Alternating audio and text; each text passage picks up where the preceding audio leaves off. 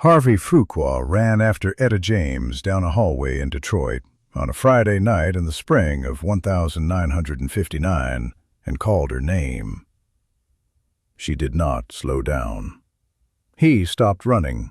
He said, "I know what you are, and I know you don't believe it yet."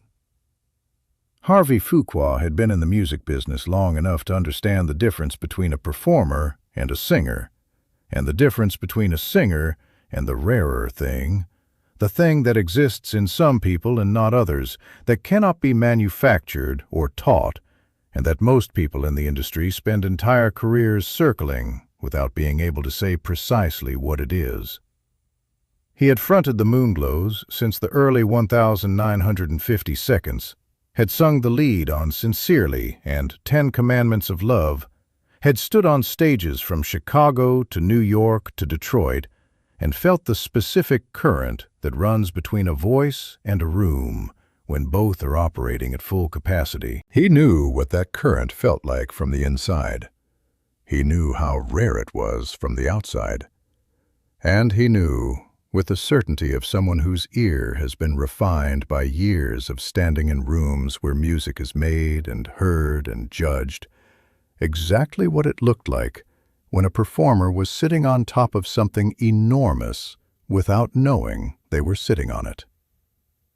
He was 30 years old in the spring of 1959, and Detroit was his city in the way that the cities of the black music circuit belong to the musicians who have spent enough time in them, not through ownership, but through accumulated presence, through the specific familiarity that develops when you have played the clubs and eaten in the diners and slept in the hotels and know which of each is worth returning to. Detroit in 1959 was a city in full musical motion.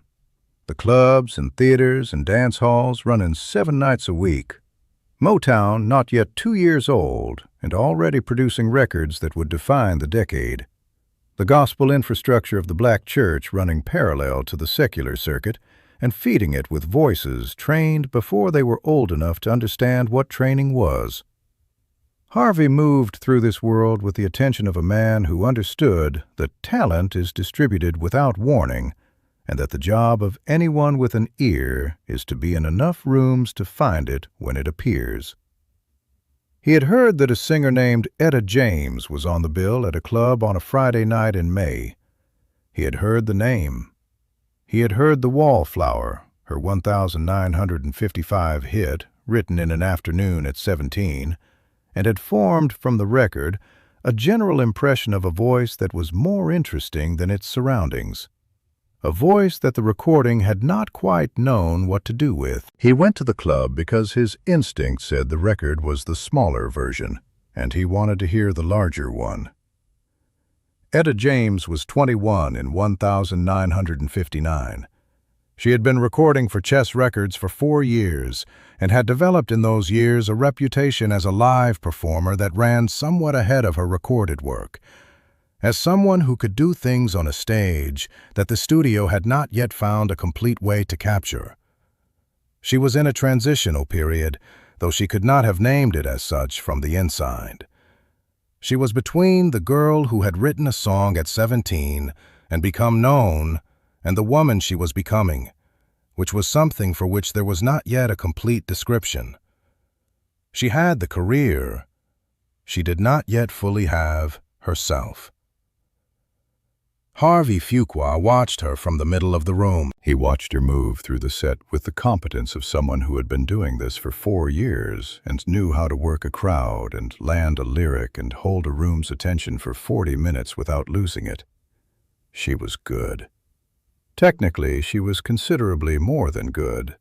But there were moments, specific moments, 3 or 4 of them across the set, when something happened in her voice that was different from what surrounded it. When the technical mastery fell away and something underneath it surfaced briefly before going back under. Moments when she was, for a measure or two, something else entirely. Something that made the room shift in a way that most of the room probably didn't consciously register, but that Harvey Fuqua registered completely.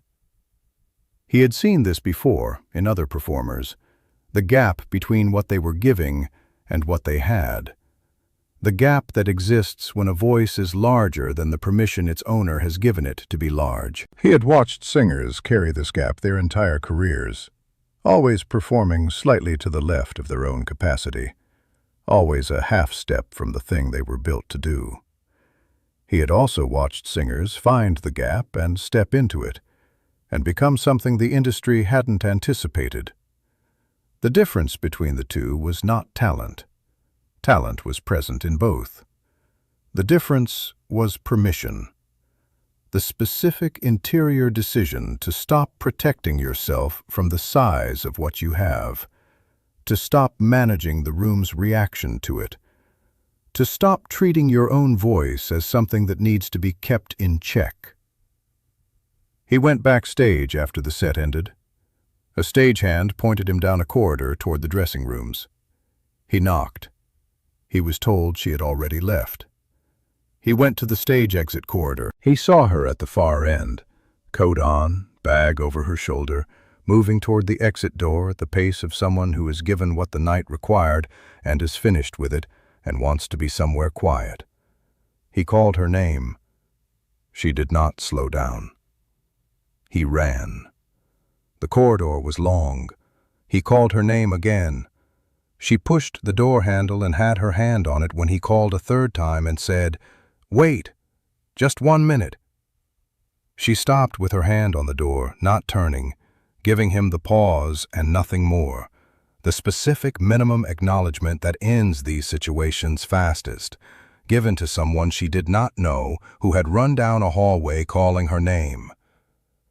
He stopped a few feet behind her. He was slightly out of breath. He stood there for a moment with the cold Detroit night showing as a thin strip through the door's glass window. Then he said, "I know what you are, and I know you don't believe it yet." She turned, three-quarter turn, hand still on the door. She looked at him. She said, "What does that mean?" He said, "I was in the room for the whole set. You are one of the best singers I have heard in my life. But there were 3 or 4 moments tonight when you were about to become something I have almost never heard, and then you stopped." He said, "I want to know why you stopped." She was quiet. The corridor was empty. The sounds of equipment being broken down came from the stage behind them, cables coiling, a drum kit disassembling, the ordinary sounds of a night ending. She said, "I don't know what you're talking about." He said, "Yes, you do." He said, "There were moments when you opened the whole thing and then felt it and shut it back down, like you were afraid of what would happen if you stayed there." She said, "What would happen?" He said, "The room would never be the same." He said, "That's what you're protecting them from. That's what you're protecting yourself from." He said, "The room can hold it. That's what rooms are for. You just have to trust that it can." She let go of the door. She turned all the way around. She said, "That's a lot to say to someone you don't know." He told her his name. She knew the Moonglows. She knew sincerely. She looked at him with the specific recalibration that happens when someone you have been dismissing turns out to be someone you can't dismiss. They stood in the corridor for 20 minutes. Harvey talked about what he had heard with the precision of someone who had been studying music long enough to describe it the way a doctor describes a set of symptoms, named the specific moments, described what had happened in her voice in each of them, told her what he had felt as a listener in the room in those seconds before she pulled back. He said, "You have something that most great singers don't have. Most great singers are excellent at giving you the song. What you have is the ability to give people themselves back to themselves. To make a room full of strangers feel something they have been carrying alone. That is a completely different category, and you are withholding it." She said, "How do you stop withholding something like that?" He said, You stop deciding it's too much. You stop managing what the room does with it. You stop treating your own voice as a thing that needs to be protected from the people listening to it. He said, think about it differently. The size of it is not your burden. It's their gift. He said, give them the gift. She was quiet for a long time. Then she said, I'll think about that. He said, think about it on the bus. She almost smiled. He said, I mean it. Harvey Fuqua spent the rest of his career in music, as a producer, as an executive at Motown, as someone whose ear for talent shaped careers he was never fully credited for shaping. He and Etta James crossed paths repeatedly in the years that followed that night in the corridor, and he watched her, across those years, close the gap. Watched her give all of it to the room. Watched the rooms respond the way he had told her they would. She spoke about that conversation without always placing it precisely. Said once that there had been a night early in her career when someone had described what they heard in her in a way she could not dismiss, that had worked on her slowly and changed what she allowed herself to do on a stage.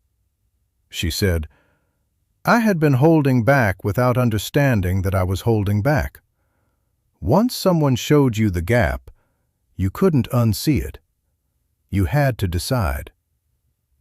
The decision did not happen overnight. It happened the way most real decisions happen, gradually, in small increments, across weeks and months and performances in rooms where she tested what he had described and found each time that the room held it the way he said it would.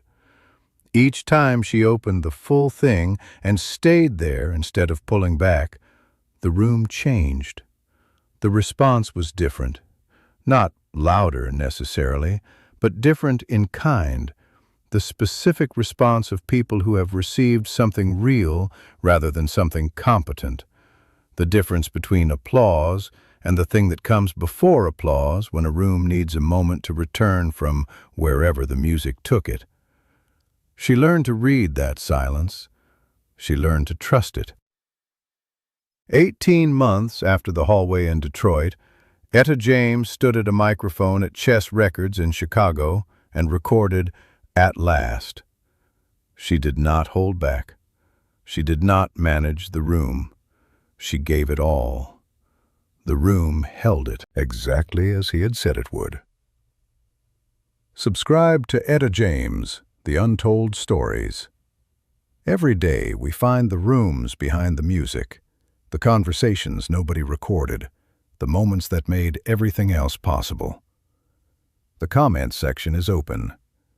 Tell us which story you want us to find next.